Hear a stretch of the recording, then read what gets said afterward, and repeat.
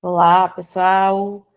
Oi, Julielma, Range, Alexandre, Ana Regina, Ângela, Girlan, José Antônio, José Mário, Carminha, Keila, Késia, Marcos. Quem participa das minhas aulas? Maria da Cruz, Moniege, Nayara, Disnaldo, Range, Rosângela, Sara. Boa noite, gente. Bora começar, então, nossa aula. Antes de entrar aqui, eu estava pensando como passou rápido, né, essa disciplina. Voou. Já estamos em meados de novembro, estamos acabando nossa live 3 já, então. Gente, me deem um ok. Alguém tem alguma dúvida em relação à unidade 2? Tudo certo?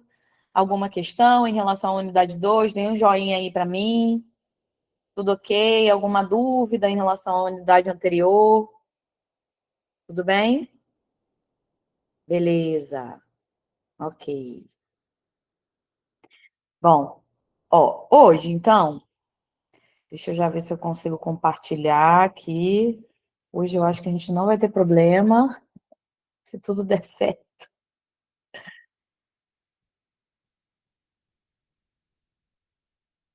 Estão vendo aí bem, né? Dê um joinha aí.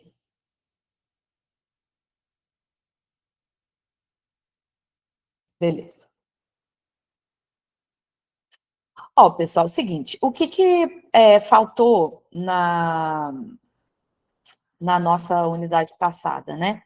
Eu tinha ficado de conversar com vocês, adicionar o conteúdo sobre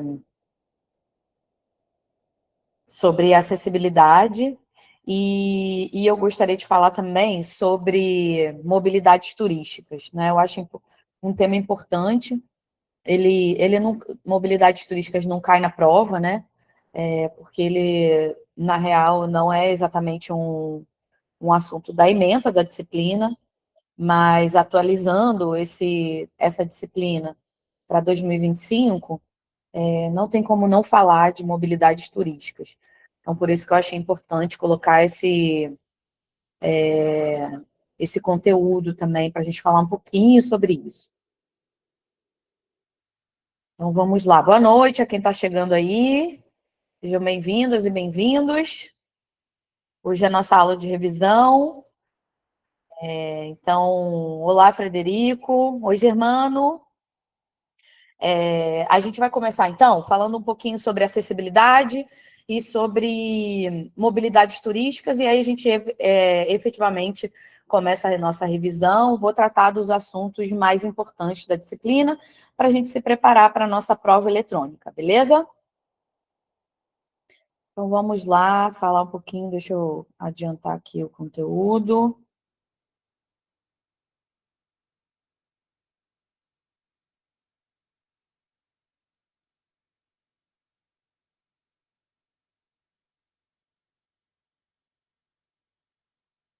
Oi, José Antônio. Diga, você levantou a mão? Boa noite, professor. Só uma perguntinha rapidinho. Ah, Referente à tarefa 2 que vence hoje, né? uhum. Eu fiz em dupla com uma outra colega, mas só ela enviou o trabalho. Precisa eu também estar enviando ou não? Hum, eu acredito que sim. Peço ajuda aqui aos meus Renato e Monique. Vocês têm essa informação melhor em relação a isso? Porque E sempre quando a gente... professora, geralmente é assim, quando é em dupla, se só um enviar, é importante, imprescindível que esteja o nome dos dois componentes na capa do trabalho, para que quando a gente for corrigir, a gente atribua a nota para os integrantes do grupo. Mas Não Uhum. tá... pode uma pessoa só enviar, estando tudo corretinho, Ah, dá pois certo. pronto. Tá, ela tá na capa com os dados dos Colocou? dois, viu? Ah, tá, beleza então, José Antônio. Está com o seu nome, tudo certo. Ah, ok, professora, só essa dúvida mesmo. Tá, beleza.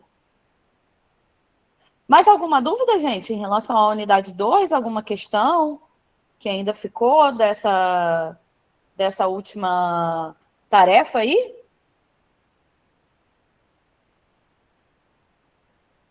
Tudo bem? Então vamos Nem lá. sabia que era para entregar hoje, mais perdida do que o Batman. Munhoz, então corre aí para fazer hoje, porque hoje é o último dia. Vamos lá, gente. Então, e aí, se atentem também que hoje é a nossa live de revisão, né? A nossa live 3, e semana que vem já é a prova eletrônica. É por isso que tem que ficar atento aí ao calendário, gente. Bom, bora lá. Qualquer coisa, qualquer dúvida, qualquer comentário, por favor, levantem a mão aí ou escrevam pelo chat, que aí eu vou vendo, e a gente vai conversando, né? Bom, então a gente vai falar um pouco sobre essa relação transportes e acessibilidade, né? E aí a gente vai falar em termos de acessibilidade, da relação transportes, acessibilidade e mobilidade.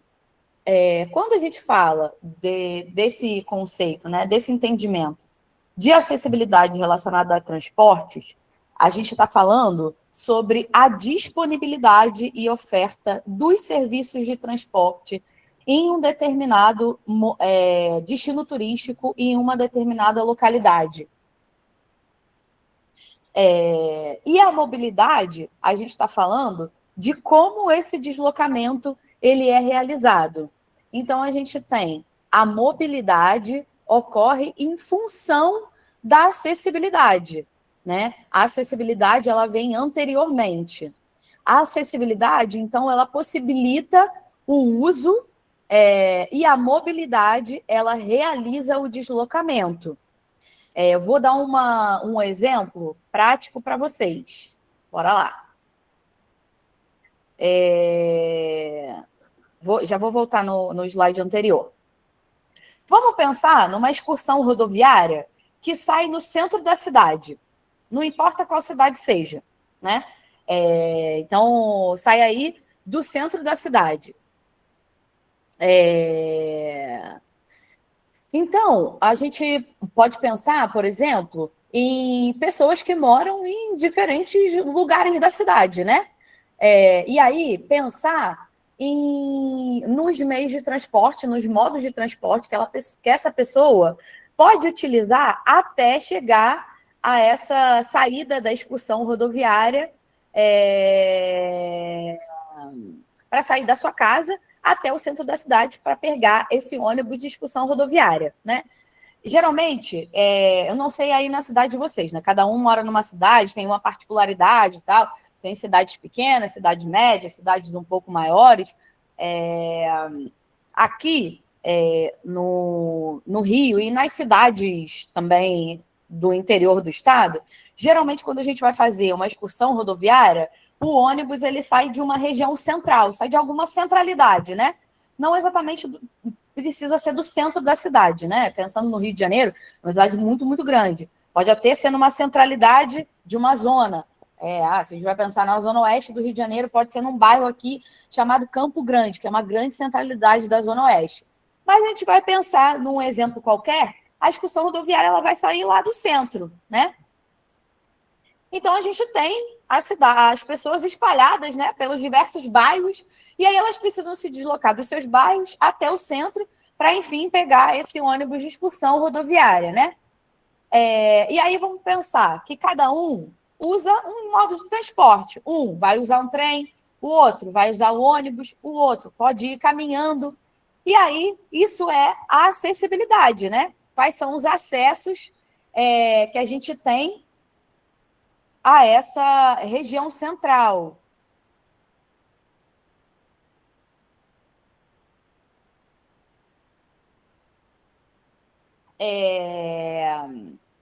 Então, a gente tem, né, trajetos e meios distintos, né? E o que vai impactar? No tempo, né? Se a gente vai pensar. Inclusive, a gente falou um pouquinho, falamos um pouquinho sobre isso em sociologia do lazer, né?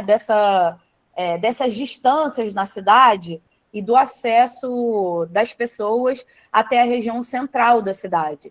Quais são os impactos? A gente fala sobre o tempo, né? Qual é o tempo que essa pessoa gasta, qual é a integração, né? Se ela precisa pegar, sei lá, um trem e um ônibus, até chegar à região central da cidade. E a gente tem a questão do conforto também, né? Tem alguns modos de transporte que são mais confortáveis, outros não. E aí, o planejamento turístico ele deve considerar a distância, o tempo e esses diferentes acessos, né?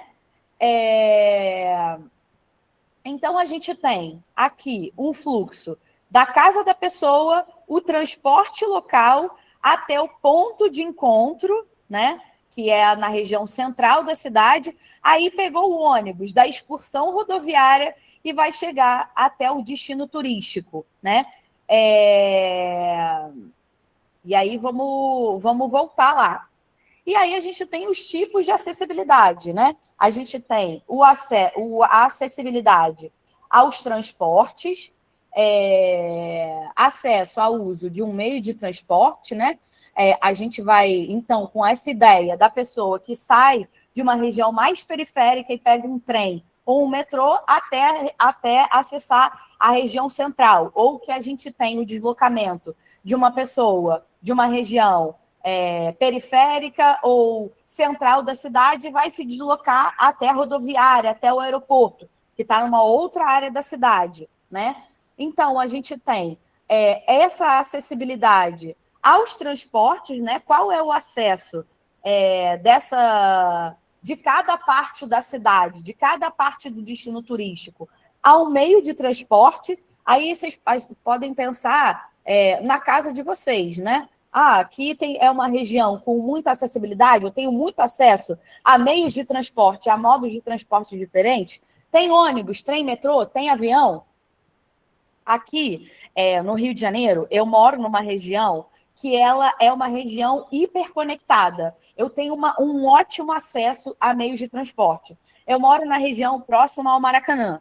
Aqui, próximo à minha casa, eu tenho 10 minutos o metrô, eu tenho outros para outra região, eu tenho 10 minutos o trem, eu tenho acesso na minha rua, eu tenho acesso a ônibus, e ônibus mais locais, mas se eu andar um pouco, eu também tenho ônibus interestaduais para outras cidades, para a região metropolitana, Caxias, Nova Iguaçu, Niterói, de carro ou de transporte público. Eu acesso em mais ou menos 20, 30 minutos o aeroporto local, que é o Santos Dumont, e acesso uns 30, 40 minutos o aeroporto internacional, que é o Galeão. Então, a gente tem essa acessibilidade aos meios de transporte, né? Aos transportes em si.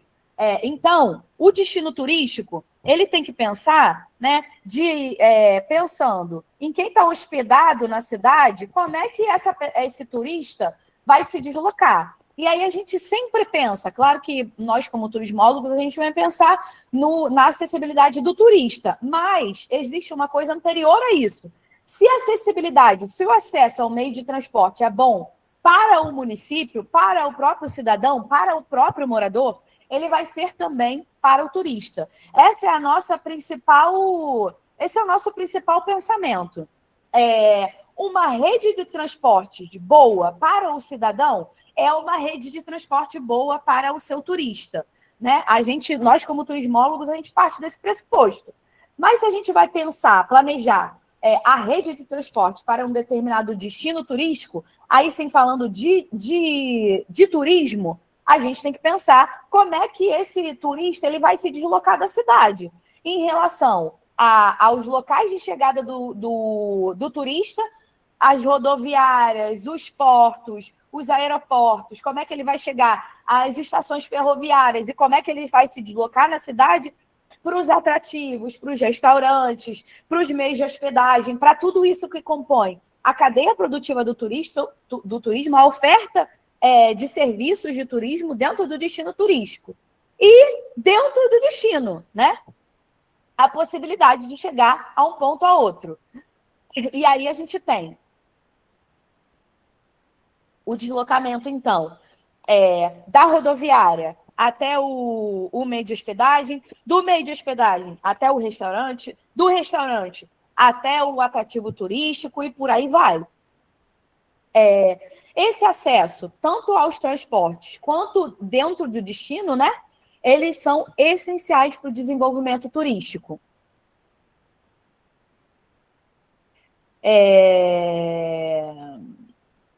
Então, voltando lá, se a gente está falando de... Existe uma mudança sutil, né? Essa acessibilidade é a disponibilidade e oferta de serviços de transporte.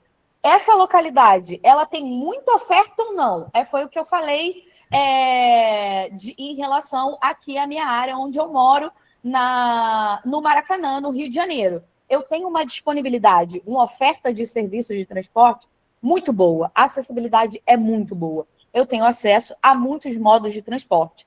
E a mobilidade é como esse deslocamento é realizado, né? Como é que é? Se ele é bom, não? Se ele demora muito tempo? Se ele tem qualidade, né? Tem conforto? Aí a gente começa a pensar em outras coisas, né? Em relação a essa questão total, que é essa relação entre transportes e acessibilidade.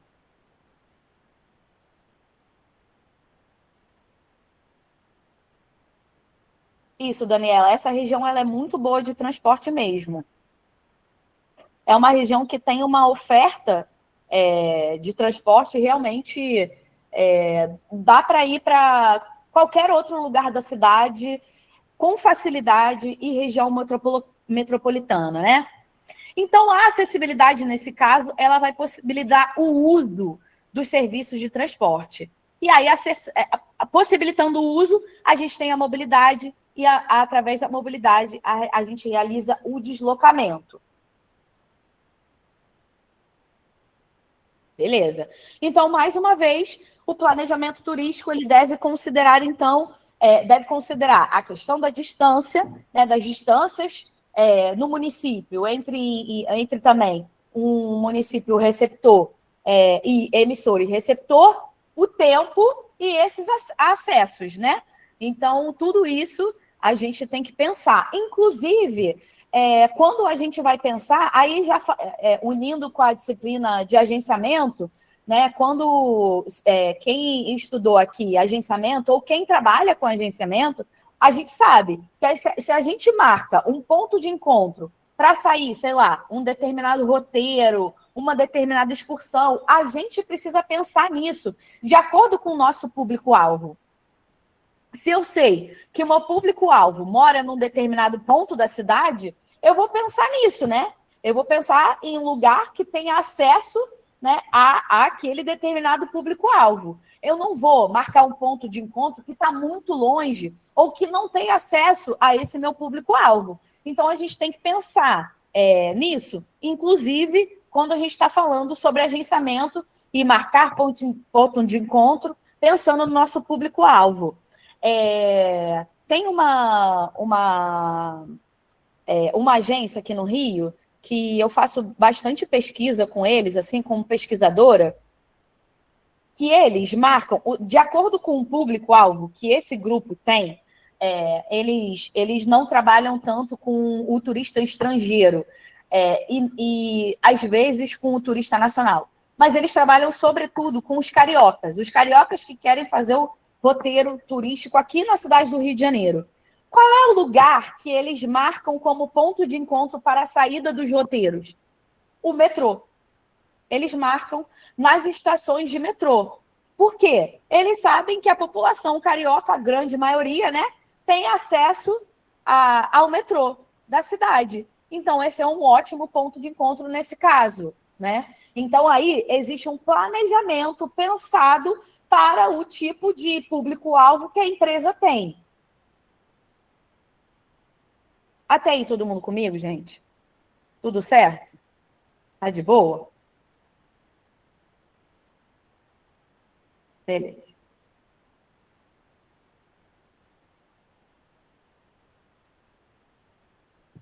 Bom, aí a gente tem algumas questões relacionadas a essas dimensões da acessibilidade.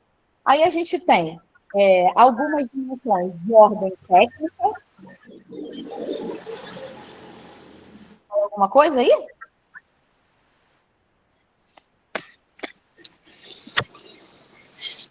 Carlos Henrique abriu o microfone?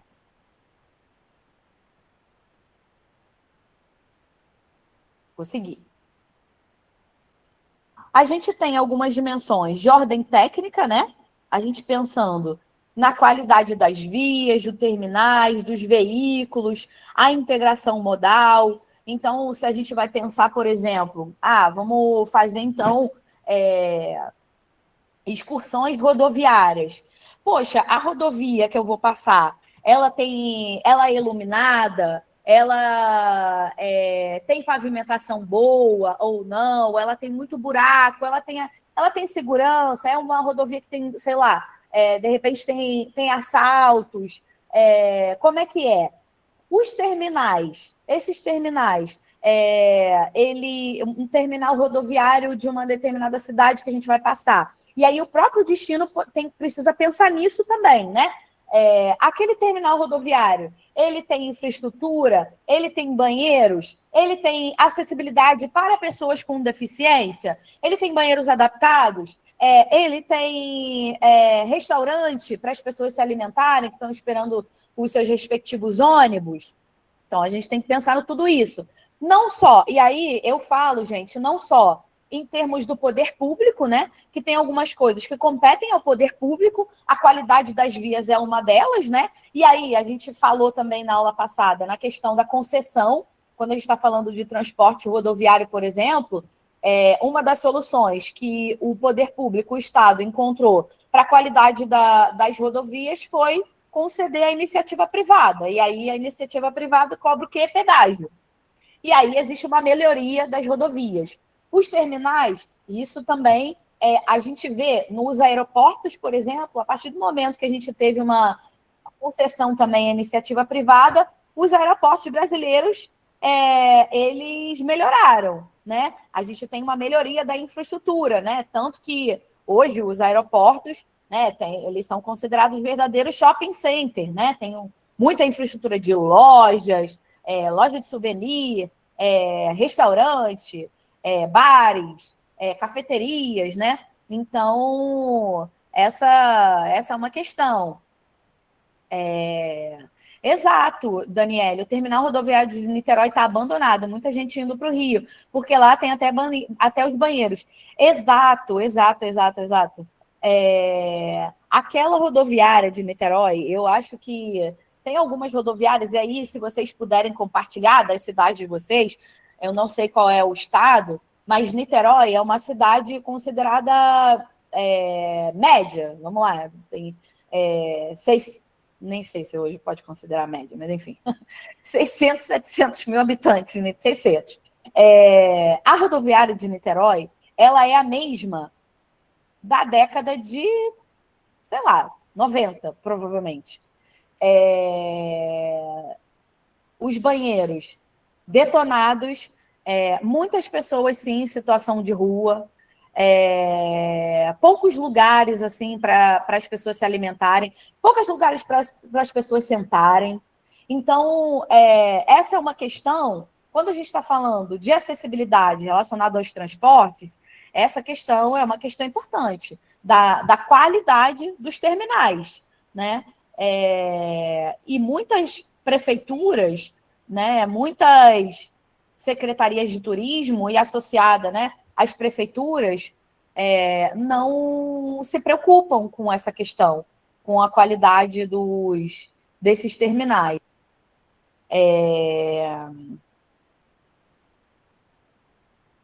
A cidade de Aparecida, em São Paulo, referência em turismo religioso, tem uma rodoviária péssima, minúscula, imunda, de manhã cedo cheiro de banheiro, exatamente.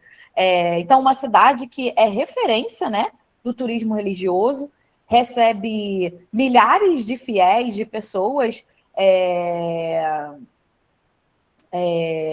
né, em diversos eventos e com uma periodicidade muito grande, né? E a rodoviária ela não acompanha esse crescimento do turismo nessa cidade. Diga, Vanessa. Já parei.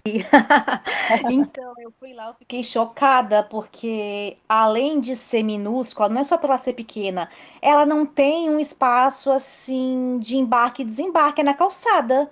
É um Aham. espaço circular, os ônibus encostam, você compra a passagem, o ônibus encosta na calçada, você fica na calçada ali em pé. Não tem nem lugar assim para sentar, tem um banquinho assim na parte interna. E aí, 9 horas da noite, se eu não me engano, a rodoviária fecha. E aí, abaixo do portão do lado de fora, não tem um banco para você sentar. E fica tudo, e Surreal, fica né? os ônibus tudo na rua, assim, tudo na rua, né? O Surreal. ônibus tá bem na hora, ele não tem uma plataforma que ele entra e fica bonitinho lá, esperando coberto. Aham. Tem uma marquise, óbvio, mas assim, é na rua. E assim, fiquei chocada. E a moça tinha acabado de limpar o banheiro, mas eu acho que ela só jogou água, porque era de manhã, assim, umas 10 horas da manhã. E o cheiro tava insuportável. De longe eu sentia o cheiro dos banheiros, assim, inacreditável. E qual é a questão, gente, quando a gente tem uma cidade como Aparecida, de uma importância para o turismo religioso a nível nacional, né? A gente impacta na experiência do turista, né? Na percepção de qualidade do turista. Isso é muito importante, né? Até a Novo Rio, que tem de assalto lá é demais, muito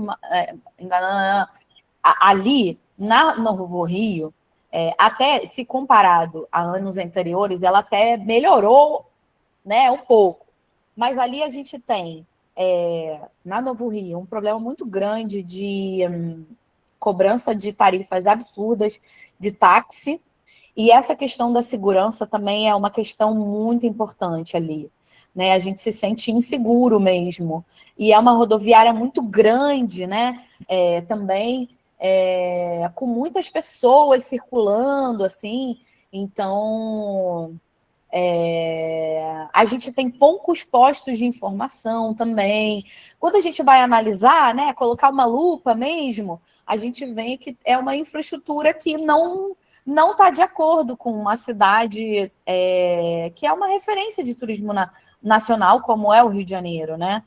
Então, é realmente muito, muito complicado, né? Então, gente, a gente tem essa questão dos terminais, a gente tem a questão da qualidade dos veículos, né? Não sei se a gente pode pensar, né, na qualidade quando a gente está fazendo uma excursão rodoviária, e aí a gente pode pensar mais no setor de agenciamento que trabalha com excursão rodoviária. A transportadora turística que a gente vai contratar, a gente precisa pensar na qualidade dessa transportadora. Se os ônibus eles têm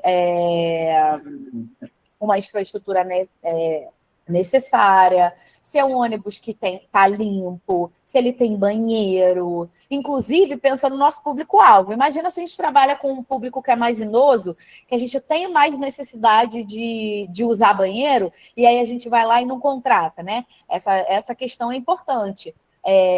Se esses veículos eles têm uma... como é que fala?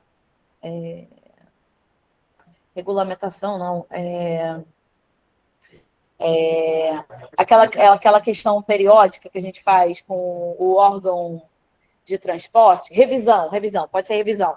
Se os veículos eles passam por revisões periódicas em relação à sua parte mecânica, né, elétrica, se você vai precisar de microfone, se ele tem microfone ou não, se os motoristas são bem treinados, se eles sabem os caminhos, se a gente está falando de uma viagem de trem, se esse tem um conforto ou se não, se a gente está falando aí do avião, a gente pode pensar nos aviões das companhias low cost, que a gente falou na aula passada, né?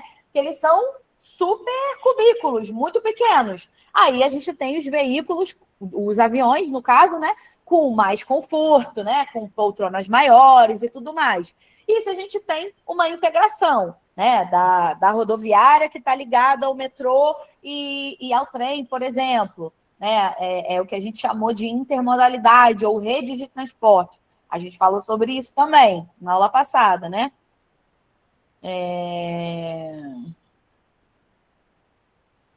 Exatamente, né? Quando a gente está trabalhando como agentes de viagem e como guias de turismo, essa é uma responsabilidade nossa, né? A segurança, a nossa segurança e a segurança do turista é uma responsabilidade nossa, né? Então, a gente verificar quem a gente está contratando é importante. E aí a gente tem a questão Então, essa é a parte técnica, e aí que compete tanto ao poder público quanto à iniciativa privada. E aí a gente tem, mas mais, obviamente, mais em relação ao poder público, né? E aí a gente tem essa questão da acessibilidade econômica, e aí o custo e as tarifas acessíveis ao público. Então, a gente tem, nesse exemplo, por exemplo, das companhias low cost, a gente tem tarifas mais acessíveis, se a gente está pensando em companhias low cost, né?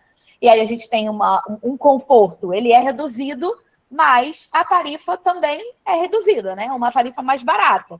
Mas o conforto, ele não vai ser tanto. Se o turista ele pode pagar, né? Ele tem um poder aquisitivo maior, e aí ele pode pagar uma tarifa mais alta, ele recebe um maior conforto, né? Então, a gente tem essa diferença. Nos trens, quando a gente vai falar dos trens turísticos, isso é muito comum, não só nos trens turísticos, mas nos trens, para a gente se locomover, né? Na Europa, que é um lugar que tem uma rede ferroviária de deslocamento mesmo, né? Aqui a gente viu na aula passada que essa rede ela foi sucateada e a gente tem pouquíssimo transporte de passageiros, mas tem algumas regiões do mundo que os trens, eles, né, a gente pode fazer esse transporte como se fosse efetivamente a gente estivesse deslocando de ônibus entre as cidades, né? Isso acontece. Aí a gente tem diferentes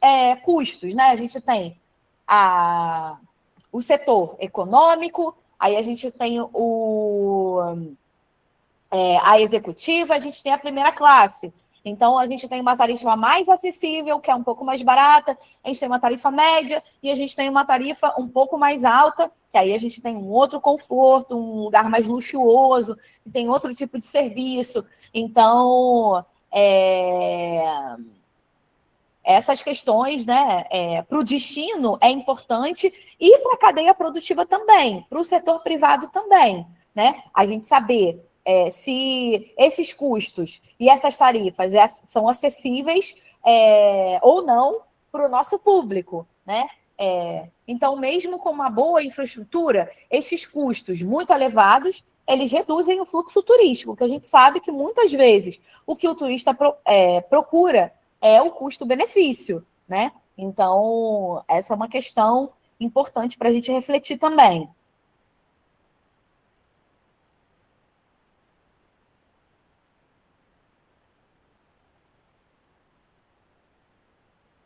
Bom, e aí a gente tem alguns critérios, né, de escolha do transporte turístico por parte do turista em si, né? A gente tem a questão da distância, né? Alguns lugares, né? E aí a gente está falando sobre, a gente pode falar tanto sobre a escolha do transporte em relação à origem e destino, e tanto quanto dentro do destino, né? A gente tem uma questão de distância, a gente sabe que algumas distâncias a gente só pode percorrer de avião, mas tem algumas distâncias que é possível a gente percorrer de diversas formas.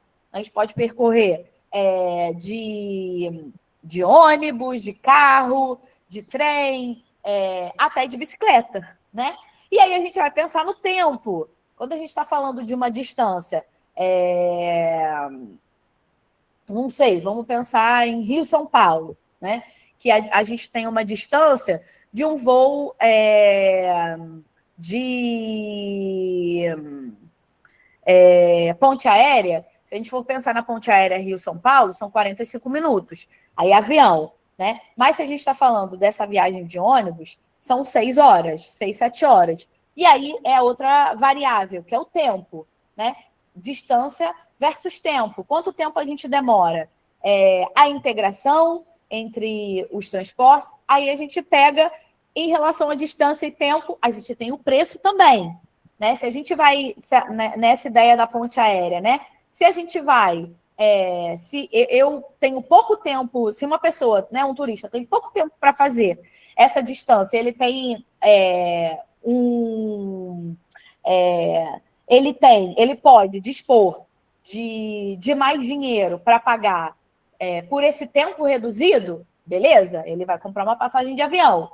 Mas se não, ele vai ter que gastar mais tempo, né? Pagando um custo um pouco menor. E aí a gente pensa também no conforto, que também está relacionado ao preço.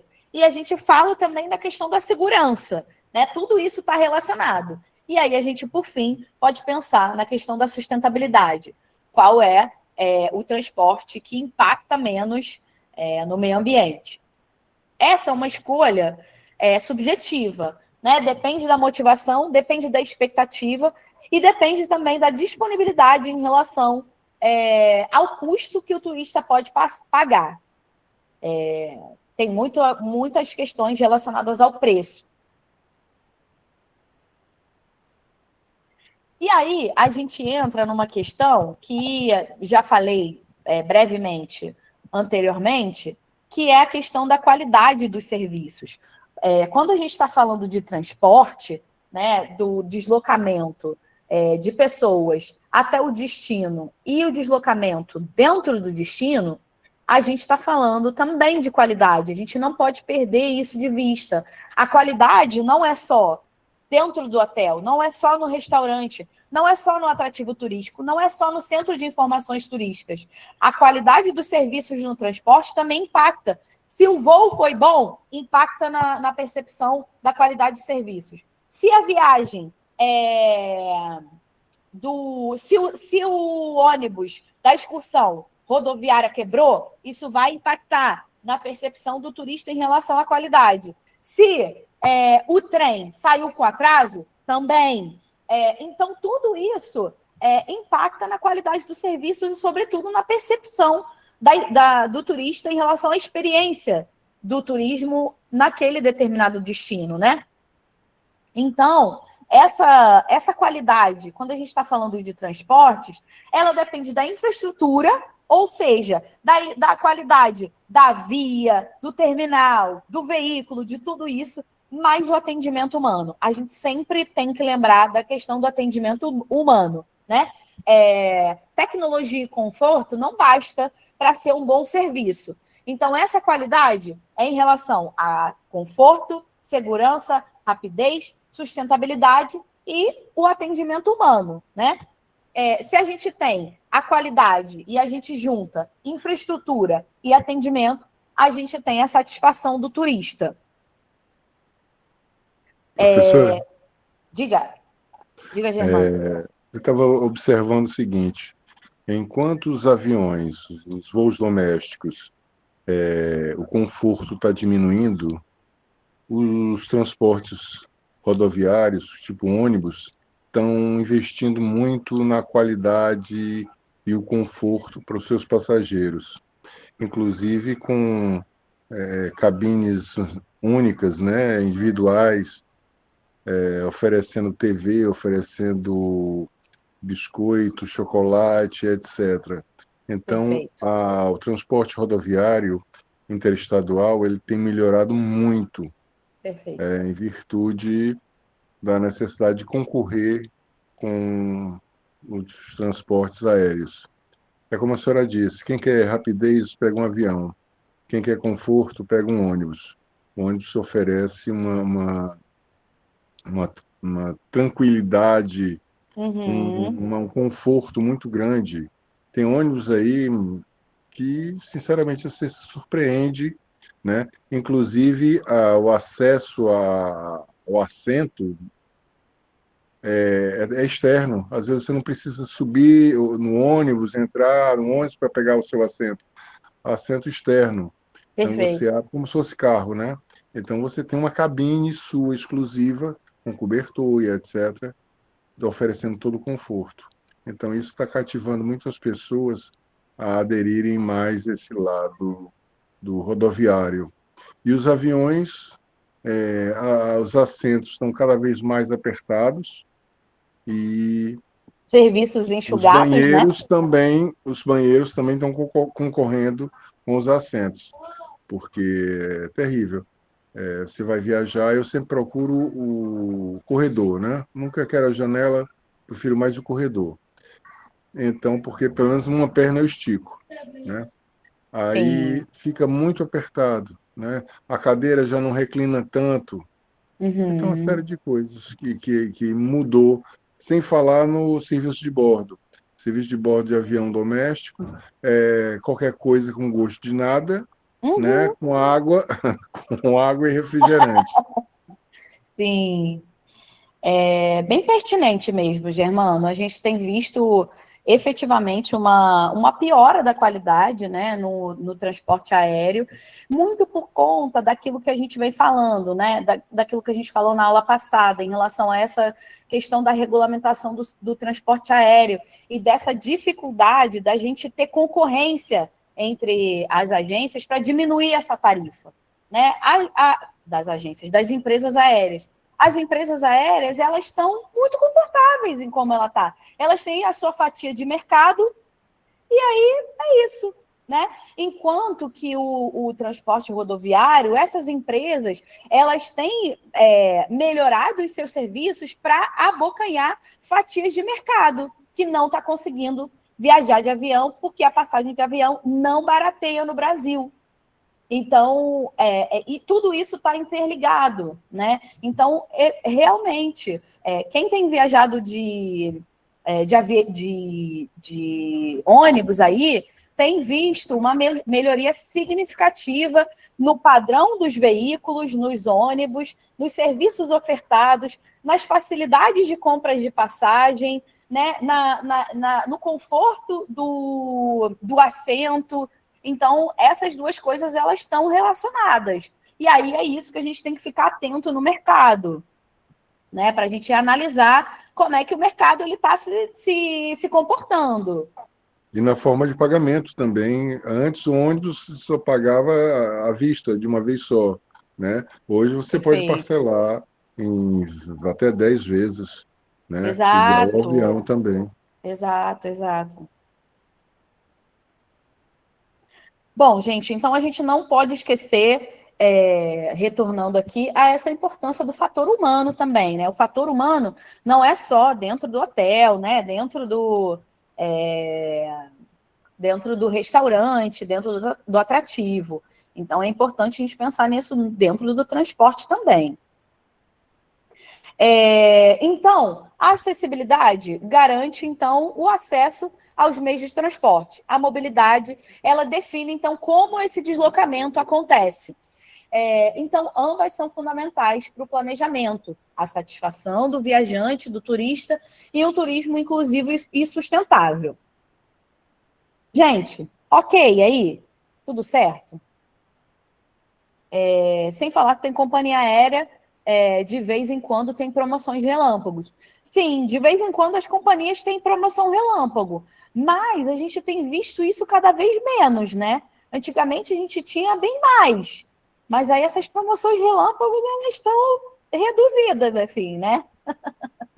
Professor, até a qualidade da beleza das aeromoças tem caído. Ô, Antigamente era Germano! cada coisa maravilhosa, hoje, sinceramente. Oh, meu Deus, mas, poxa, aí vamos entrar nesse mérito, que aí fica complicado para a gente. É muito subjetivo. Mas, sim, antes a gente tinha uma questão muito mais... Era um serviço muito elitizado, né?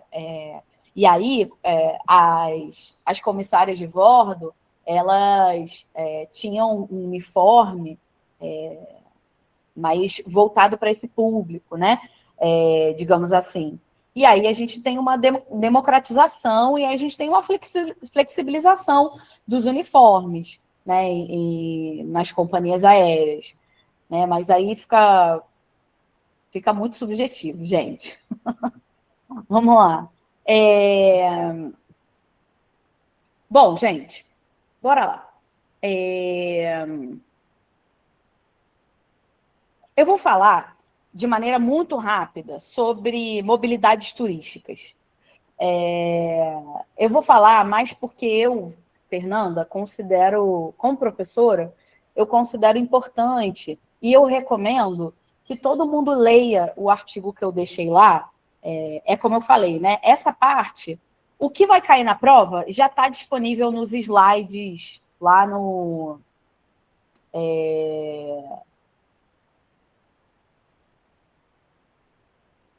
Isso, Caio, exato. Né? As reclamações das empresas rodoviárias diminuíram devido a elas atenderem as opiniões de seus consumidores. Exato. Então, gente, é o seguinte, eu recomendo que vocês leiam o artigo, o que vai cair na prova, já está os slides, né? Eles já estão disponíveis na plataforma, eles já estão lá, que são os slides das unidades 1 e 2, é o que vai cair na prova. E aí, no final da aula, eu vou falar exatamente o que vocês precisam estudar para a prova, né? Mas eu acho que é importante a gente falar sobre mobilidades turísticas, porque é algo que, na contemporaneidade, quando a gente está falando de discussões contemporâneas do turismo, é o que a gente tem ouvido falar, né? É um assunto que tem tomado um lugar importante para a gente discutir turismo nesse momento presente. Então, eu recomendo fortemente que vocês leiam. Quando tiver um tempo, vai lá, lê, entende o que são mobilidades turísticas. Eu acho importante para a formação de vocês. A gente vai falar sobre mobilidades turísticas, não exatamente na mobilidade que a gente falou agora, mas as mobilidades turísticas como um paradigma dentro do turismo, um paradigma para a gente entender o turismo. O que é um paradigma, gente? Um paradigma é como a gente vai analisar um determinado fenômeno, é como a gente vai entender um determinado fenômeno. É como a gente vai entender o turismo, é como a gente vai ler o turismo, nesse caso, né? O paradigma das mobilidades, lembra que eu falei lá com vocês do livro... A gente trabalhou em Sociologia do Lazer com o John Ury, esse autor, né? O Olhar do Turista. A gente trabalhou com o livro dele, né?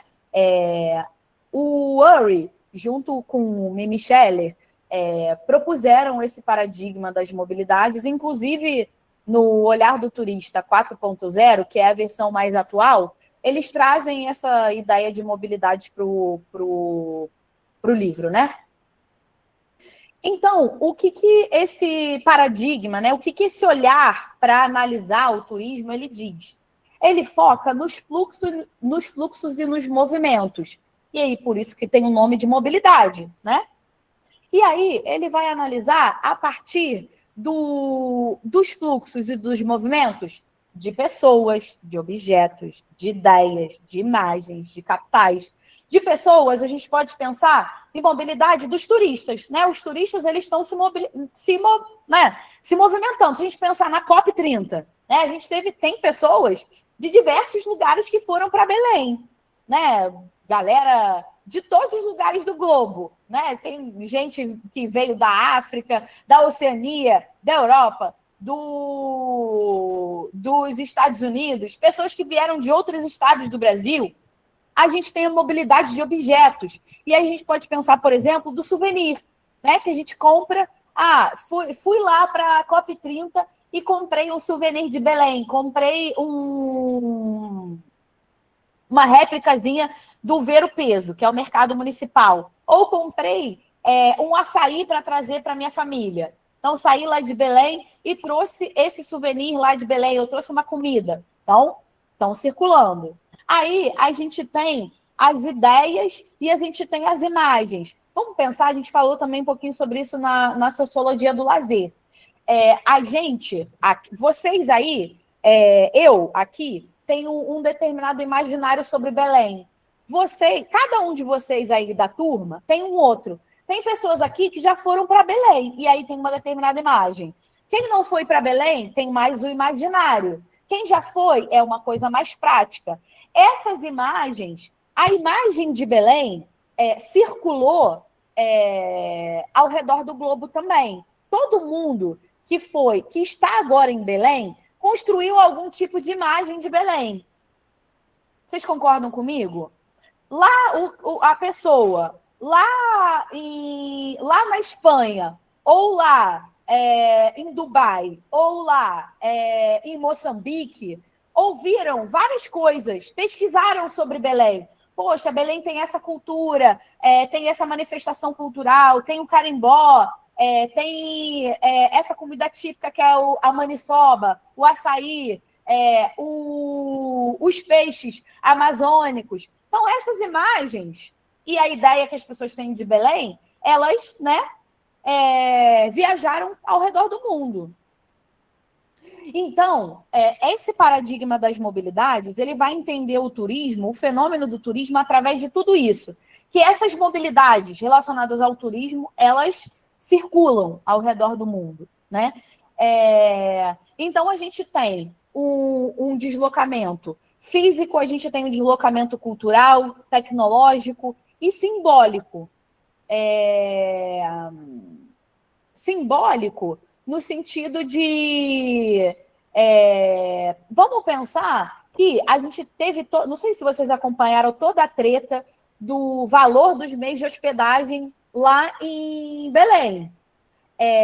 Aí, o turista lá fora já começa a ter algum tipo de percepção. Poxa, por que essa cidade está cobrando tão caro nesse período? Poderia ser caro, né? Porque é um evento internacional. Mas, poxa, está caro demais. E aí, a gente vai criando uma série de símbolos na nossa cabeça, né?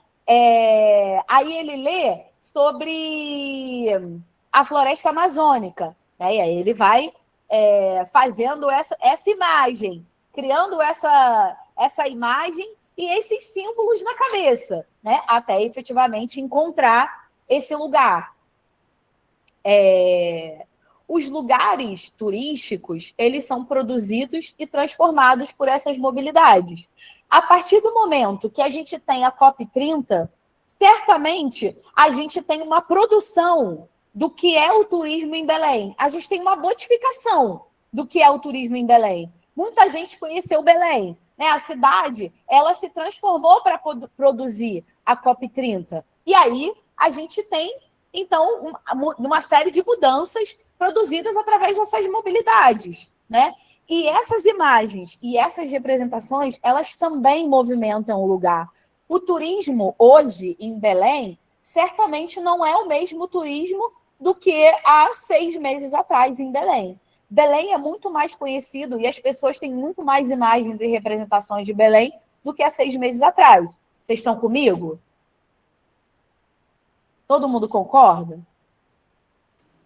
Professora, eu concordo e te digo que eu conheci Belém antes da COP e eu sou apaixonada por Belém. Eu acho uma cidade linda e conheci Salinas também, uma praia que tem lá que é perfeita, maravilhosa. Eu sou doida para conhecer Belém, mas não conheço, não tive a oportunidade de conhecer. Mas eu acho que tem uma das culturas mais incríveis do Brasil, assim. Acho que deve ser um lugar muito... Olha, pode ser bobagem, mas eu sou nordestina. E quando eu olhei para Belém, que eu vi aquele mar de água doce, aquele rio assim que você não vê fim, você olha e faz assim, Jesus, isso é um mar, entendeu? Então, eu como nordestina, eu sou apaixonada por rio, sabe, por essas coisas. Aqui em Santa Catarina, eu fico admirada com os rios, né? Sim. Então, eu falo isso para todo mundo, gente, eu não sei se é porque o Rio do Nordeste a maioria é seco, mas enfim, eu fiquei apaixonada pelaquela Baía do é uma marca no seu nome, e Pajaçara, sei lá. Aquela docas ali, belíssimo. Tudo é muito bonito lá, muito bonito, eu gostei muito. Mas eu não fui no Círio, tá? Eu fui normal. Sim! Minha tia mora lá. O Círio deve ser um negócio incrível. O príncipe William saboreou açaí e disse que vai levar, exatamente. Eu não gostei de açaí. Não gostou? Não, eu gostei do pato no tucupi. Pato no tucupi. Não gostei do açaí. Ó, gente, e aí, voltando aqui, quando a gente pensa nessas mobilidades, nesse mundo de agora, que é um mundo completamente digital, tecnológico, a gente tem também que de como a gente consome o turismo, como os turistas consomem o turismo, ele é muito diferente. Porque a gente tem o ato de fotografar, de produzir conteúdo, de compartilhar. Então, tudo isso também é circulação. Né? Imagina o tanto de conteúdo que vai ser produzido pelas pessoas, pelas diferentes pessoas que estão na COP30 e de como todas essas imagens, né, tudo isso que vai ser produzido vai circular ao redor do globo. É disso que a gente está falando de mobilidade. Né? Mobilidades turísticas ultrapassa a ideia de mobilidade que a gente estava falando anteriormente.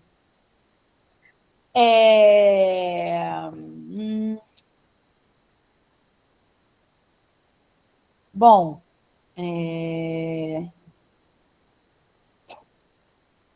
e aí, essas imagens, né, esses fluxos turísticos, eles ganham, no mundo atual, um novo contorno, né? Porque a gente tem a governança local, regional e nacional buscando que essas imagens elas girem pelo mundo, né? Então, a própria gestão dos destinos, né, o próprio poder público, eles vão criar uma série de políticas, indicadores, instrumentos de gestão para captar essas mobilidades, né?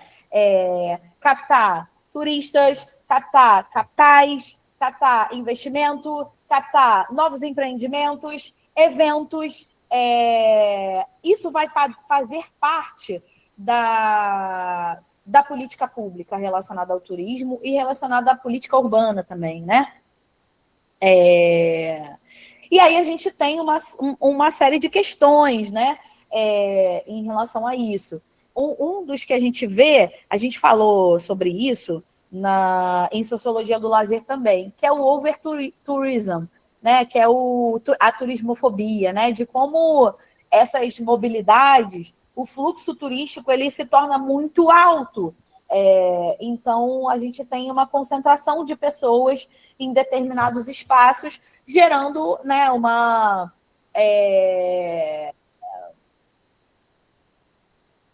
como é que se diz? Perdi a palavra. Uma sobrecarga da infraestrutura turística. E aí, impactando na vida das pessoas, impactando na vida do cidadão, dos moradores locais, né? Então, é importante a gente levar isso em consideração, né? Então, é basicamente isso que eu queria que a gente entendesse. As mobilidades turísticas, nesse sentido que eu estou falando aqui, é um paradigma de olhar para o turista, é uma forma de olhar para o fenômeno turístico e pensando nessas mobilidades todas, não só de turistas, mas, sobretudo, de imagens, de símbolos de destinos, e que é algo que a política pública ela procura isso e ela cria políticas para que isso, para que essas imagens das cidades e os símbolos das cidades girem ao redor do mundo para atrair mais pessoas, para atrair mais turistas, para atrair mais verbas, mais empreendimentos para aquela determinada localidade. Beleza, gente? Foi um panorama bem, bem curtinho, mas que quem se interessar, eu recomendo que leia o texto lá, que está na unidade 2. Dê o joinha aí, está tudo bem?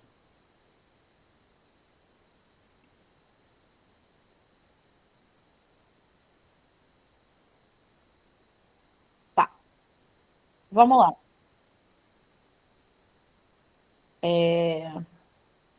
Pessoal, então eu vou fazer a nossa revisão eu vou parar nos conteúdos que são mais importantes para a nossa prova, tá? Qualquer dúvida, falem comigo, por favor.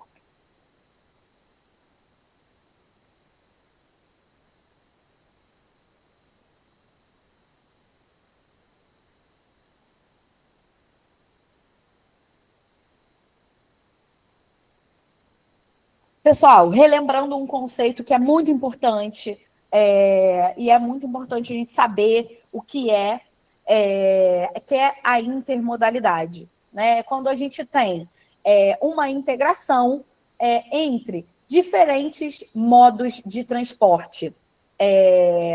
Isso pode acontecer quando a gente só tem uma intermodalidade física, né? Quando a gente tem uma conexão física entre modos de transporte.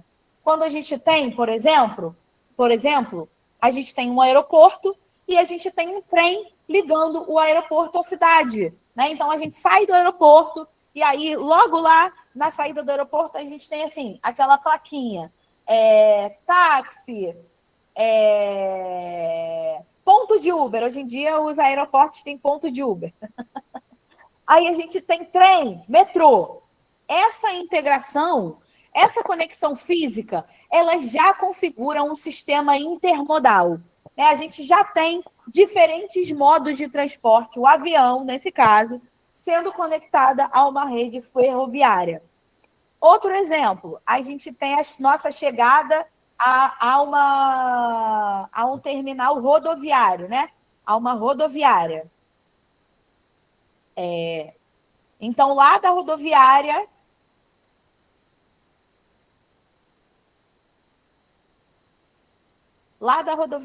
a gente tem... Lá da rodoviária, a gente chegou de ônibus, então, né? O ônibus interestadual, por exemplo. Lá da rodoviária, eu posso pegar um ônibus municipal, eu posso pegar um VLT e eu posso pegar um metrô. Tá aí um sistema intermodal, existe uma conexão física entre os modos de transporte.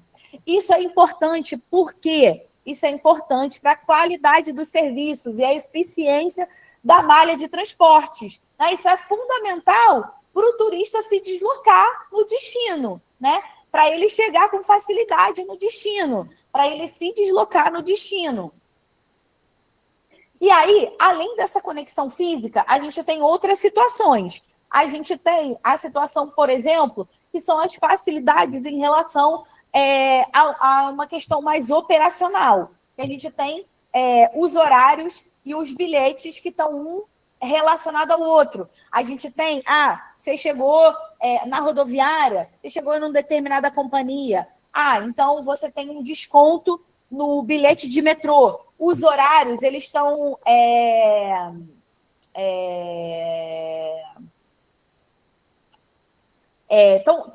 eles estão relacionados. Muitas vezes acontece isso, especialmente com ônibus. Chega lá um determinado voo, chegou numa determinada cidade às 14 horas. E aí a gente tem um ônibus que sai às 14h30. Esse ônibus ele tem um horário que está relacionado à chegada de um determinado voo.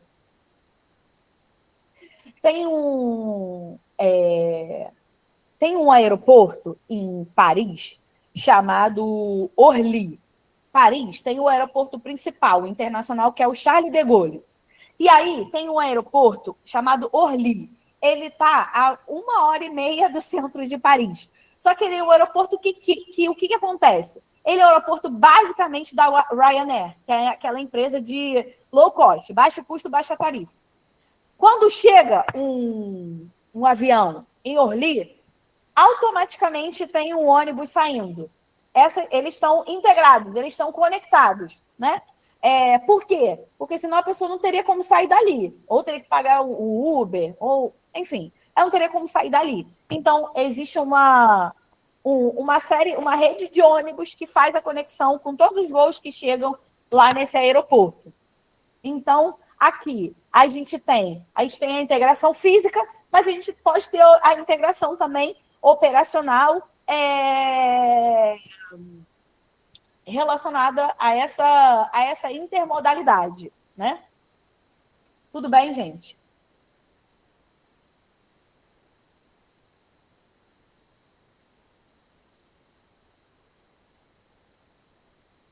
Vou seguir.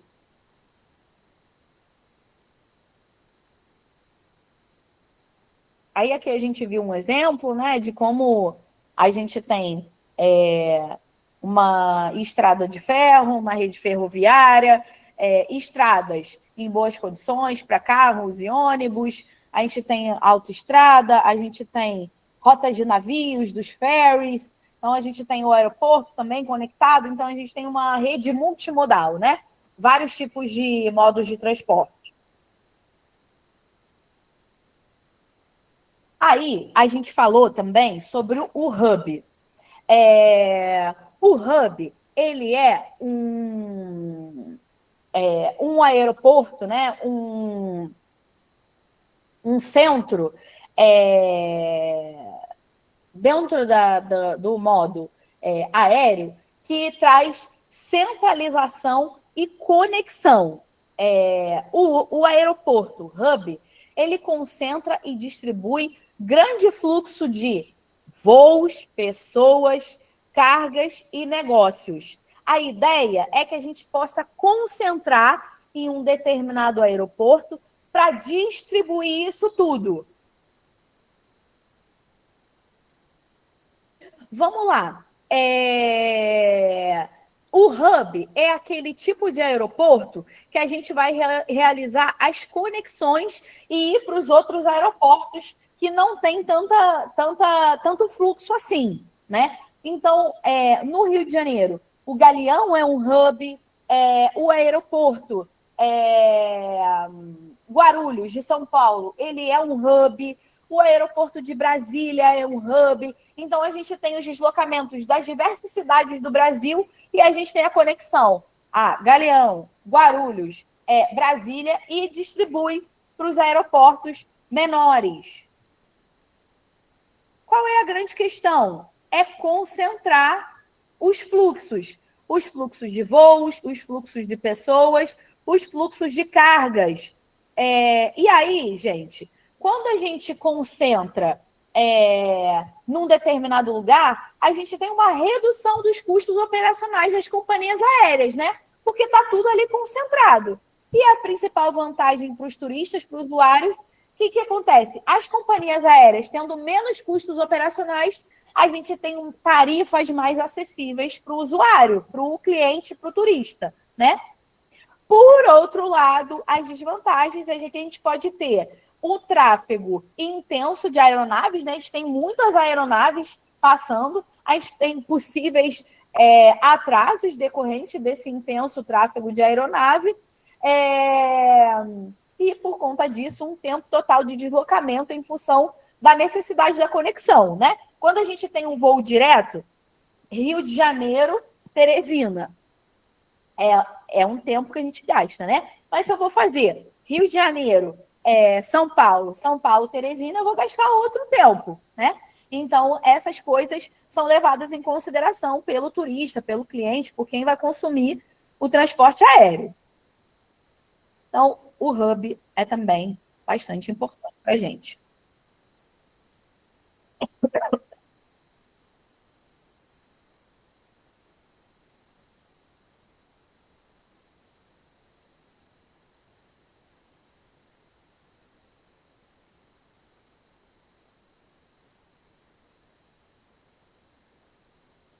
Outra coisa muito importante, cruzeiros marítimos no Brasil. Essas questões de como está a temporada como é a temporada de cruzeiros no Brasil, como é que é a evolução. Essa informação aqui a gente também tem no artigo que a gente leu para a unidade 1. Esse artigo ele entra no nosso estudo para a prova. Então, gente, o que a gente precisa entender? A temporada de cruzeiros no Brasil acontece entre novembro até março, abril do ano seguinte. Então, a temporada de cruzeiro no Brasil já começou. Ela começa devagarinho agora, em novembro, vai aquecendo, né? Durante o período de Réveillon, Carnaval, ela está bombando, e vai até ali março, abril, Semana Santa. Beleza. Nessa temporada, que a gente teve a última temporada, né, de 2023 e 2024, a gente teve uma recuperação. E aí a gente teve 844 mil passageiros, que é o maior número já registrado no Brasil. Então, essa temporada ela foi bastante boa para o Brasil. Essa última temporada, isso é uma questão importante, né? E aí, lá na frente, eu vou trazer alguns dados dos fatores limitadores para o mercado de cruzeiros do Brasil. A gente viu na aula passada o que acontece. O Brasil tem um alto potencial, mas tem uma série de fatores limitadores que não que faz com que o Brasil tenha dificuldade de expandir o mercado de cruzeiro aqui no país, né? Então, isso é uma coisa que já vou falar mais para frente. É importante a gente citar que o transporte ferroviário no Brasil é majoritariamente voltado para cargas, né? A gente tem pouquíssimo transporte ferroviário de passageiros. O que aconteceu? Porque a partir da privatização do transporte ferroviário, a gente tem uma preferência das empresas por trabalhar com transporte de cargas, né? O que é diferente de outros países. A gente tem vários países ao redor do mundo que têm uma rede ferroviária que, até hoje, a gente tem o deslocamento de trem de passageiros, de transporte de passageiros em trem, né? Então, os trens de passageiros no Brasil eles foram praticamente extintos após a privatização da malha ferroviária lá nos anos 90, né? Eles priorizam, então, essa malha ferroviária, priorizam o transporte de cargas. E aí, então, reduz significativamente o transporte ferroviário de passageiros no Brasil. Então, a gente tem transporte de cargas, pouquíssimos transportes de passageiros a partir dessa privatização nos anos 90.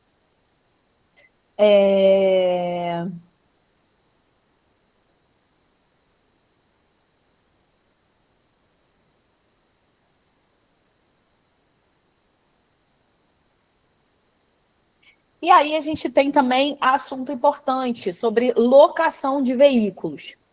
É importante a gente entender, gente, que esse mercado de locação de veículos, se a gente fosse estudar isso há 20 anos atrás, seria um estudo bem diferente do que a gente tem hoje em dia. O mercado de locação de veículos, ele foi por muito tempo, então, voltado para o público corporativo. A galera do público corporativo é que alugava veículos para se deslocar. E hoje a gente tem uma mudança nisso, né?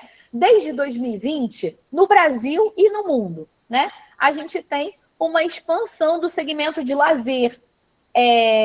Por quê? As pessoas elas têm buscado viagens mais seguras, mais confortáveis, né? Em 2020, na pandemia, as pessoas, né, a gente não poderia, ou não seria recomendável, né?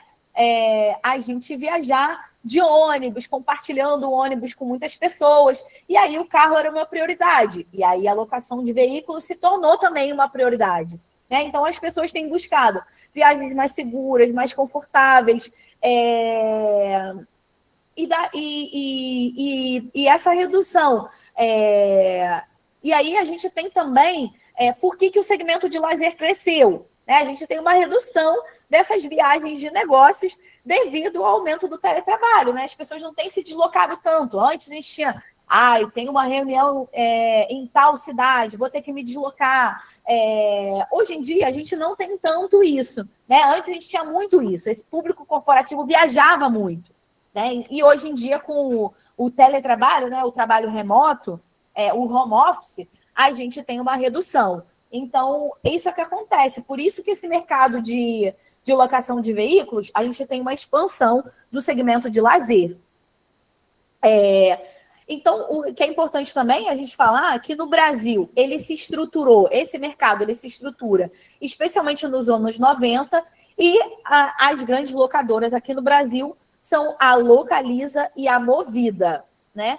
E aí, outra coisa que é importante, a gente tem uma diversificação dos tipos de carros, especialmente nos últimos anos, né? A gente tem uma série de necessidades, uma série de experiências que são atendidas pelas empresas de locação de veículos, né? Hoje a gente tem nichos super específicos. E aí, eu acho que eu falei na primeira aula também. E isso acontece não só na locação de veículos, né? A gente tem também nas companhias aéreas, a gente acabou de falar sobre isso nas empresas rodoviárias, elas vão atendendo a nichos específicos, né? Aquilo que o Germano estava falando. As empresas de ônibus, hoje, se a gente quer, se hoje uma pessoa quer ter uma viagem de conforto no ônibus leito, tendo um lugar, um assento só para ele, oferecendo serviço de bordo, oferecendo uma privacidade, ele vai ter, né? Então, no mercado de locação de veículos não é diferente. A gente tem nichos específicos, então, super luxo, velocidade, a gente tem o mercado de locação de veículos para eventos, a gente tem tudo isso. Então, a gente tem essa diversificação desses tipos de veículos também.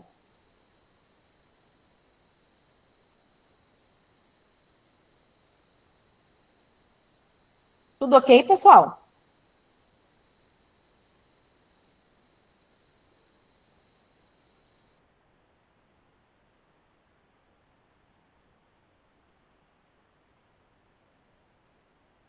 Beleza.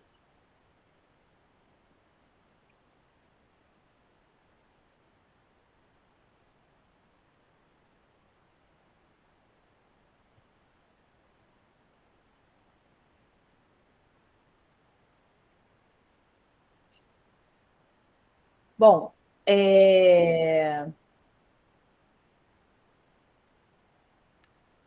vamos lá. Outra questão muito importante são os aeroportos.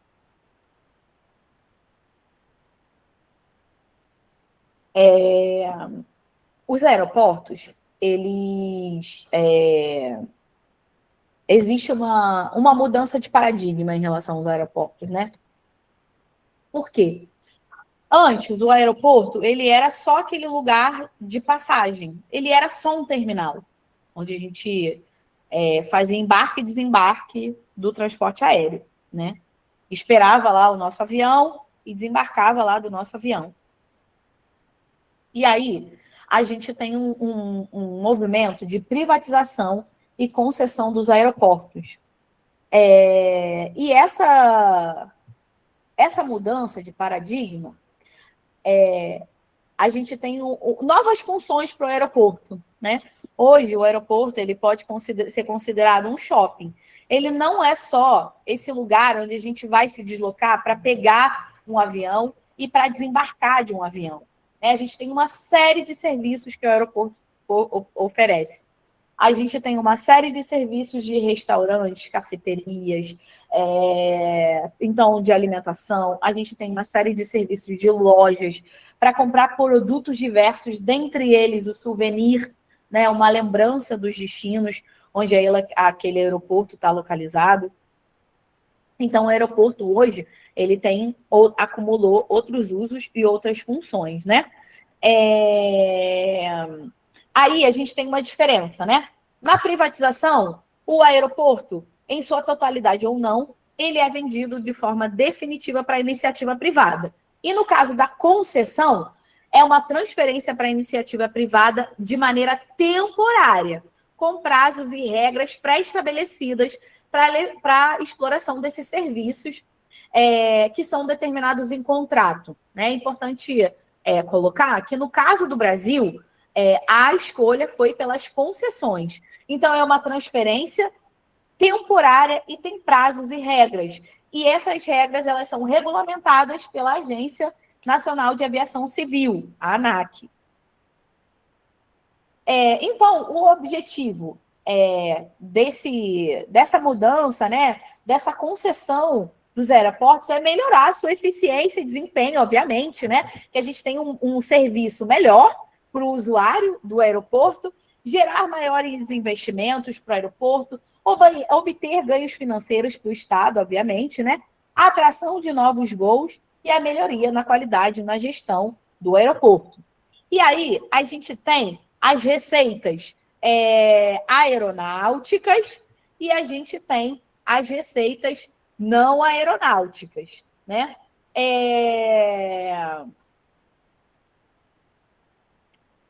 Vamos lá. As aeronáuticas são em relação aos voos em si, né? A essa taxa, né, que as companhias aéreas pagam e tudo mais, o que o aeroporto ele tem de receita em relação aos voos em si, né? E aí a gente vê que a gente tem as receitas não aeronáuticas, que são as concessões de espaços comerciais, estacionamentos, receitas imobiliárias, aluguel de veículos, alimentos e bebidas,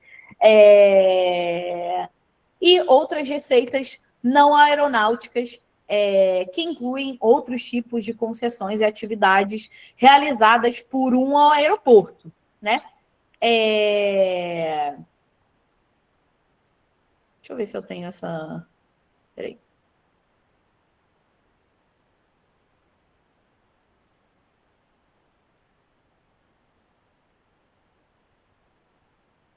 Peraí.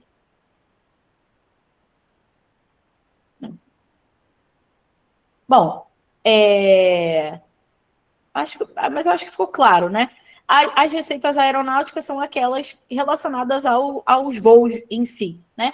E as não aeronáuticas é tudo aquilo que o aeroporto pode ter de receita dessas concessões, desses espaços dentro do aeroporto, né? Então, segundo uma pesquisa de 2023, cerca de 40% das receitas total dos aeroportos no mundo foram do tipo não aeronáutica. Então, os aeroportos eles estão ganhando muito com tudo isso que eles podem ter de receitas relacionadas a não exatamente aos voos que eles têm, né? E com as companhias aéreas, mas com outro tipo de concessão dentro do espaço do aeroporto.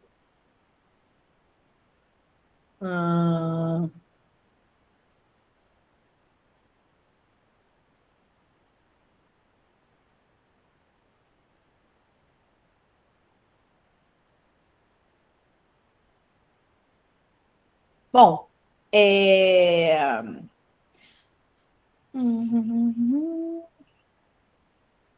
eu vou começar agora a falar sobre o processo de regulamentação do transporte aéreo, mas uma coisa muito importante da gente sempre lembrar, no caso do Brasil, é que a Gol ela tem um papel fundamental nesse processo. Ela é uma empresa que é criada em 2001 e que, basicamente, ela democratizou, ela popularizou o transporte aéreo no Brasil, introduzindo esse conceito de low cost, né? Baixo custo, baixa tarifa. Vamos lembrar, essas empresas de baixo custo e baixa tarifa são as companhias aéreas que adotam uma série de medidas para que ofereçam uma série de medidas, especialmente operacionais, em termos de infraestrutura, que possa reduzir a tarifa para que ela possa ter mais competitividade no mercado aéreo. Geralmente, são empresas que têm aeronaves que têm maior quantidade de assentos, então ela vende mais assentos. Os assentos eles são reduzidos, a gente fica um pouquinho mais apertado, ela vende mais passagens, ela paga todos os serviços extras que a gente vai ter no voo, são pagos, né? Desde o cafezinho, a água, o lanchinho, até o serviço de bagagem, de levar bagagem, tudo isso é pago à parte, né? Você só paga pelo seu assento. Você paga a tarifa que você vai pagar, vai ser pelo seu assento. Tudo que você quiser além disso, isso é cobrado. Então, a Gol, ela mudou muito o mercado, na época, né? Mudou muito o mercado de transporte aéreo brasileiro, ela introduziu esse conceito de baixo custo, baixa tarifa no Brasil, e democratizou, popularizou o transporte aéreo no Brasil.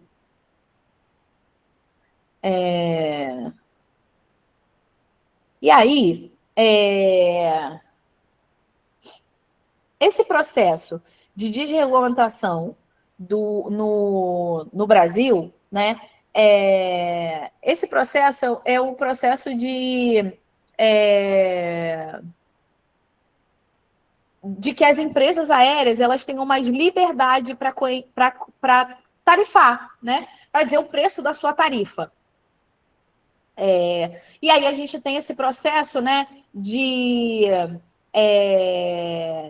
desregulamentação que inicia a nível mundial na Convenção de Chicago, em 44, a gente tem a criação da OASI, né, e que estabeleceu as liberdades do ar, que são esses direitos de voo, né, e aí, através a gente tem algumas liberdades que são feitas de forma multilateral entre diversos países e algumas de acordos bilaterais, né? Essas liberdades do ar, então, prevê como a gente pode ter os voos entre os determinados países, né? Então, essas são questões importantes. Beleza. Aí, a gente tem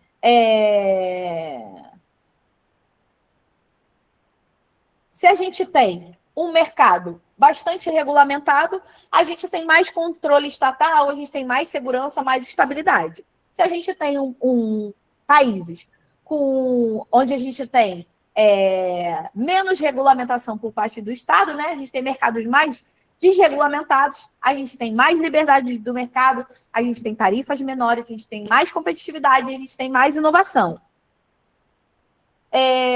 Então, quando a gente tem o processo de desregulamentação, a gente tem maior liberdade comercial e operacional, onde as empresas aéreas elas podem estipular as suas próprias tarifas.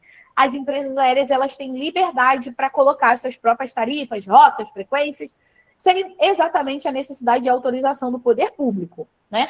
Quando a gente tem um setor menos regulamentado, a gente tem mais competição entre as empresas aéreas, a gente tem tarifas menores e maior aumento da demanda, né? Tarifas menores, mais pessoas viajando de transporte aéreo. Esse processo, no Brasil, ele acontece a partir da década de 90. Então, a gente tem uma flexibilização dessa regulamentação do Estado, né? Então, a gente tem uma flexibilização em termos de tarifas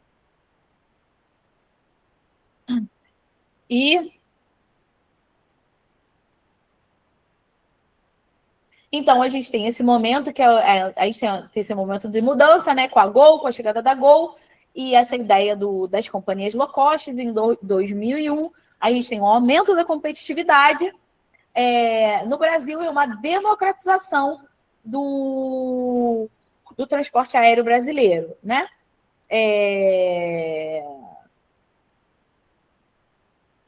Só que a legislação no Brasil, né? O Brasil ele tem uma prioridade pela satisfação dos consumidores, né? Além da segurança nos serviços prestados. Então, a gente tem alguns fatores limitadores para que esse sistema de tarifas low cost progrida no Brasil, né? Que a gente continue aí aumentando a concorrência entre as empresas aéreas. Fala, Marcos. Assim, embora a senhora esteja colocando, né, a história de que a Gol chega e tenta democratizar mais o acesso, enfim, os preços, mas comparado, eu nunca gosto muito dessas comparações, mas acho pertinente nesse momento, comparado a outras empresas fora do país, né? A Gol ainda é muito caro, né? Assim, diminuiu, mas ainda não chega aos pés de outras, a própria Ryanair que a senhora coloca, né? Que são realmente preços baixos. Se você compra com com antecedência, né? Eu lembro que o Germano disse que chegou a comprar a passagem a um real, a 10 reais, um real, na aula passada, né? Mas numa Aham, promoção, assim, numa promoção. Por exemplo, a Ryanair praticamente sempre tem um preço muito abaixo do que qualquer outra empresa, né? Ou perfeito, perfeito. apesar de a gente ter que pagar tudo lá, só como você está colocando, só paga o assento, né? Então há uma democratização, mas ainda não há assim, não nos dá tanto acesso assim, né? Como deveria ser a empresa low cost, né? Aham. O que aconteceu é que isso não se sustentou com o tempo no Brasil, né? A gente vê que hoje a gente não tem uma diferença de tarifa exatamente. A Gol ela continua sendo um pouco mais barata, mas hoje ela não é considerada uma empresa low cost, né? Esse sistema low cost no Brasil, ele por enquanto ainda não deu certo, né? Por essas questões aqui que a gente falou na aula passada e que eu vou repetir, né? Naquela época, em 2001, fez uma mudança no mercado. Efetivamente democratizou o acesso ao transporte aéreo no Brasil. Mas isso não se sustentou ao longo do tempo. O que acontece é que a gente tem custos operacionais muito altos no Brasil, a gente precisa de uma atualização da legislação brasileira, a redução de impostos sobre a questão da querosene da aviação, né? A gente precisa de mudanças na legislação para reduzir o excesso de judicialização, que são os processos, né? Tudo que acontece no Brasil, a gente processa as companhias aéreas. Isso é ruim também. E a gente precisa também uma padronização de aeronaves por parte das empresas aéreas. Então, todos esses fatores faz com que esse modelo de low cost no Brasil ele não tenha exatamente ido para frente. Mas é importante colocar que lá em 2001 teve uma diferença, sim, teve um impacto da entrada da Gol no mercado, né? Isso não se sustentou ao longo do tempo. Então, a gente leva isso em consideração.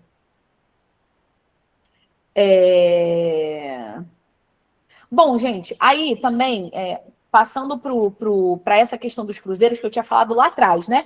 Que a gente tem uma costa enorme, um alto potencial, mas a gente tem uma série de entraves, né?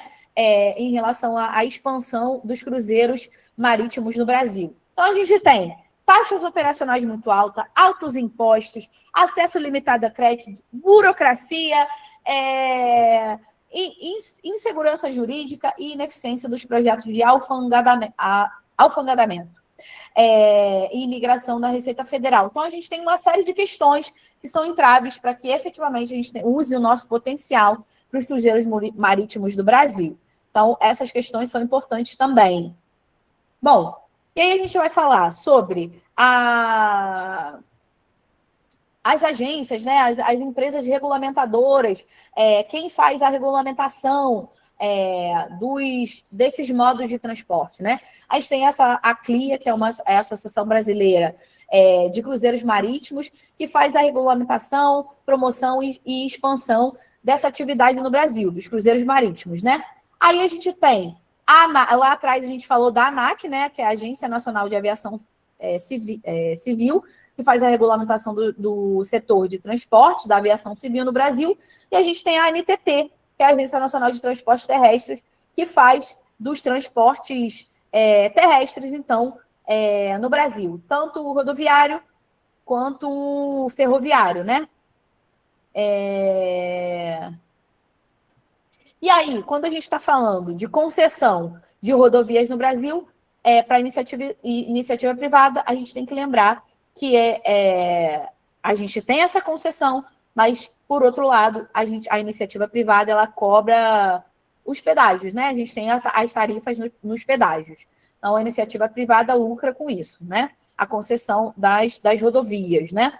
E aí, por outro lado, quando a gente está falando da privatização da malha ferroviária no Brasil, como eu já falei, a gente tem uma prioridade dos transportes de carga em detrimento do transporte de passageiros, né? Quando a rede ferroviária, então,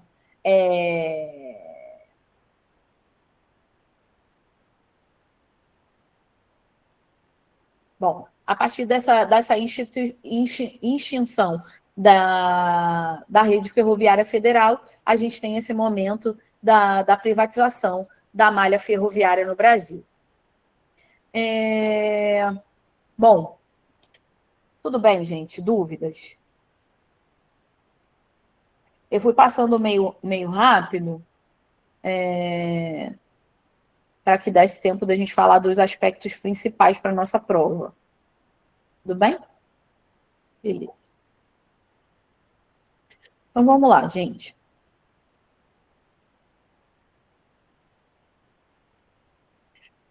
Então, vou falar um pouco sobre o conteúdo da nossa prova. O conteúdo fundamental, onde vocês vão realmente encontrar as questões fundamentais para a prova, é nos slides, tá? Os slides das unidades 1 e 2 estão disponíveis já lá no SIGA, já está na pasta da disciplina. Então, o conteúdo dos slides é um material muito importante, é o principal conteúdo para vocês estudarem. O segundo é o artigo, que a gente leu para a unidade 1, Transportes e Turismo, Abordagens Possíveis e Agendas Futuras. Então, o artigo que vocês fizeram, a atividade da unidade 1, a resenha crítica, ele também entra para a gente estudar para a nossa prova eletrônica. E, por fim, eu destaquei alguns conteúdos do livro, aquele livro que está disponível na unidade 2, que é o livro do Palhares, que chama Transportes Turísticos. A gente tem três partes, né? Que é a parte da intermodalidade, a parte de desregulamentação do setor aéreo no Brasil e a parte de ferrovias no Brasil. Eu sugiro que vocês façam um print da tela, que vocês tirem foto disso, alguma coisa assim. Eu já vou copiar no chat. Isso, obviamente, vai ficar disponível na live de hoje, né? Então, esses são os conteúdos primordiais para a nossa prova. Então, os slides, o artigo e algumas partes do livro. São partes pequenas, tá, gente? A parte da intermodalidade é da página 44 a 51, da desregulamentação é de 122 a 127, e das ferrovias de 339 a 344. Não são pouquíssimas páginas para a gente estudar para essa prova. Mas, basicamente, eu fiz uma revisão de todo o conteúdo que a gente tem para a nossa prova da próxima terça. Agora, eu queria deixar esse momento, então, para dúvidas. Vocês têm alguma dúvida, gente? Alguma questão para a prova? Alguma questão em relação à disciplina? Tá tudo bem? Nem o joinha ou tirem suas dúvidas? Professor, o livro está lá no drive do curso? Ou está mesmo Isso. O livro está no drive. Que eu andei olhando lá, mas não. Até procurei, mas não. Bom, eu vou procurar com mais calma, viu? Tá bom? Tá o PDF do livro todo, gente, se vocês quiserem. Mas eu separei o só livro algumas é do Palhares, né? Isso. Chama Transportes Turísticos. Beleza, professor, eu vou dar uma olhada com mais carinho. Tá ótimo. Temos dúvidas, pessoal?